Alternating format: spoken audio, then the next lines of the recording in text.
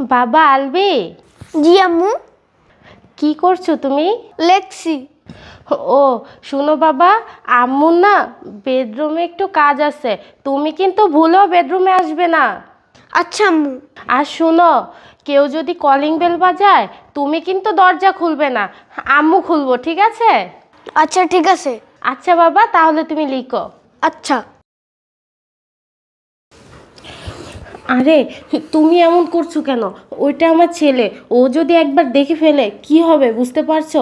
আর এত কিছু তো আমি তোমার জন্যই করছি, বলো। আরে বাবা, আমার তো সহ্যই হচ্ছে না, আমি কি করবো? চলো রুমে যাই তো।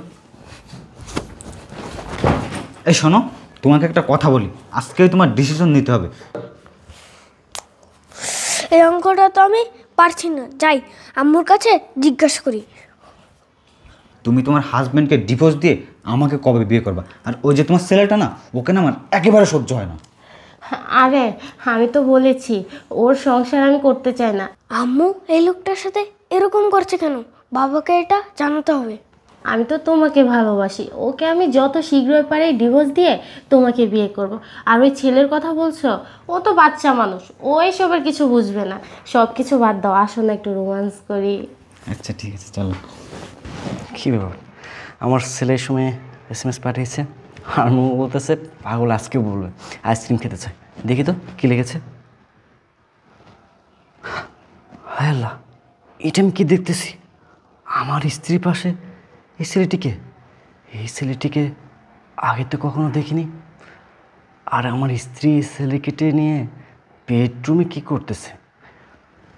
আমার মন বলতেছে এখানে কোনো রহস্য আছে। আমি এক কাজ করি, আমি অফিসে না বসে থেকে এখনই বাসায় যাই, গিয়ে এই রহস্যর উদ্ঘাটনটা করে ফেলি। যাই।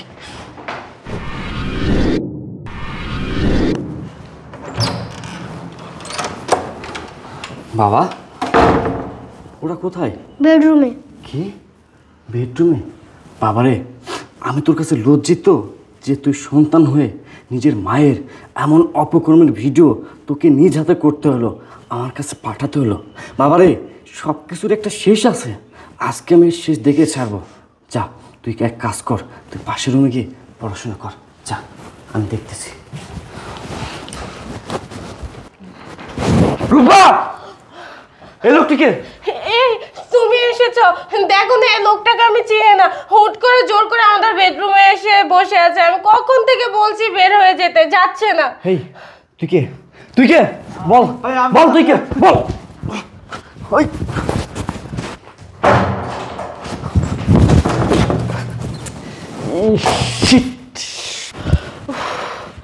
যাই বাবা, এবারের মতো বেঁচে গেছি। আমার জামাই কিছুই বুঝতে পারেনি। রূপা, রূপা, আমাকে একটা কথা বলতো, এই লোকটি কে ছিল? এই লোকটাকে আমিও তো চিনি না। এই লোকটা জোর করে আমাদের বেডরুমে এসেছে। আমার মনে হচ্ছে এটা হয়তো চোর হবে, না হলে কোনো ডাকাত হবে, হয়তো ডাকাত করতেই এসেছে। জানো রূপা, এই ডাকাতের সাথে তোমার কিছু অন্তরঙ্গ ভিডিও আমার কাছে আছে। এই তুমি এগুলো কি বলছো? কি বলতেছ তাই না? আচ্ছা দাঁড়াও, আমি তোমাকে দেখাচ্ছি।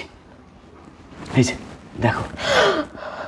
আরে এগুলো সব মিথ্যে, এগুলো সত্যি না। আরে চুপ! আর একটাও মিথ্যা কথা বলবি না। তুই কি ভেবেছিস আমি কিচ্ছু জানি না? আমি সব জানি। আজকে আমাদের ছেলে আলভি তোর নোংরামো, তোর অপকর্মের ভিডিও করে আমার কাছে পাঠিয়ে দিয়েছে। এই জন্যই আমি অফিস থেকে চলে আসছি। বল, কতদিন ধরে তোদের সম্পর্ক? বল।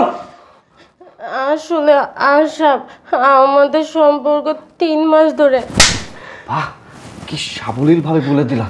তোমাদের 3 মাসের সম্পর্ক? মাত্র 3 মাসের সম্পর্কের জন্য তুমি আমাদের এত বছরের বিয়ের সম্পর্কের কথা ভুলে গেলা? বিয়ের সম্পর্কের কথা বাদে দিলাম, তুমি তোমার সন্তানের কথা পর্যন্ত ভুলে গেলা। তোমার স্বামী আছে, সন্তান আছে, সংসার আছে, সব কিছু ভুলে গিয়ে অন্য একটা ছেলের সাথে পরকে লিপ্ত হইছো। বাহ, কত সুন্দর! এই কি তোমার ভালোবাসা? এই আমরা না ভালোবেসে বিয়ে করেছি, এই কি ভালোবাসার প্রতিদান? আরে আমাকে যদি তোমার ভালো নাই লাগে, আমার সাথে যদি সংসার করতে নাই চাও, তাহলে কেন আমাকে বিয়ে করেছিল? কেন আমার জীবনটা নষ্ট করলা? তোমার বিবেকে এতটুকু বাধ্য না? তোমার সন্তানের কথা একটা বারের জন্য তোমার মনে হলো না? এই আমি তোমার জন্য কি করি নাই, কি দেই নাই? বিয়ের পর থেকে তুমি যখন যেটা চাইছো আমি আমার জীবনের উপর দিয়ে পার করা হলেও তোমার সমস্ত সকালাদ আমি পূরণ করছি। কি করি নাই? অথচ তুমি আমাকে ছেড়ে অন্য একটা ছেলের সাথে পরকেই লিপ্ত হইছো আমারই বেডরুমে রঙ্গোলিরা রসলীলা করতেছো। সি সি, তোমার মতো নারীর সাথে আমি এতদিন সংসার করতেছি রূপা, আমি এখন হাসবো না কাঁদবো? এখন আমার কি করা উচিত আমি কিছুই বুঝতেছি না।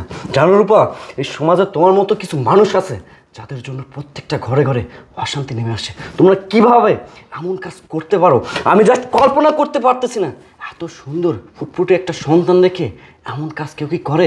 তোমার সন্তান তোমার নোংরামত, তোমার পরকে দেখেছে, এর চাইতে লজ্জার কিছু আছে? তুমি তোমার সন্তানের সামনে মুখ দেখাতে পারবা? জবাব দিতে পারবা?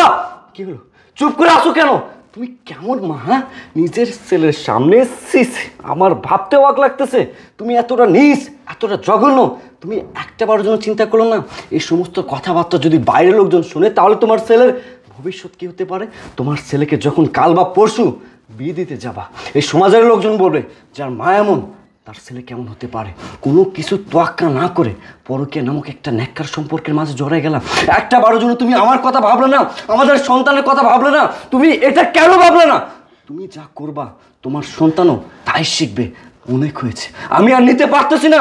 সব কিছুর একটা সীমা আছে, আজকে আমি সীমা অতিক্রম করে ফেলেছো তুমি।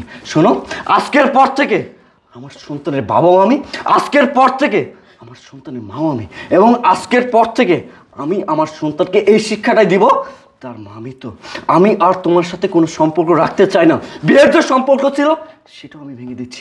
আমি তোমাকে ডিভোর্স দিব, আজকে ডিভোর্স দিব। যাও আমার বাসা থেকে বেরিয়ে যাও। আরশাব, তুমি আমাকে মাফ করে দাও। আমি না বুঝে একটা ভুল করে ফেলেছি। আমাদের সন্তানের মুখের দিকে চেয়ে তুমি আমাকে মাফ করে দাও। বাস, কত নাটক করবা তুমি? তুমি যদি এই কথাটাই চিন্তা করতা তাহলে এমন ন্যাক্কারজনক সম্পর্কের মাঝে তুমি কখনো জড়াতে না। বিশ্বাস সূক্ষ্ম সুতোর মতো, যদি একবার ছিঁড়ে যায় না তা কখনো জোড়া লাগানো যায় না। এখন তুমি আমাকে যতই বলো তোমাকে বিশ্বাস করতে, আমি তোমাকে বিশ্বাস করতে পারবো না, কারণ তুমি আমার ভালোবাসা ভেঙে দিয়েছো, বিশ্বাসটা ভেঙে দিয়েছো। যাও, বেরিয়ে যাও, যাও বলতেছি, যাও।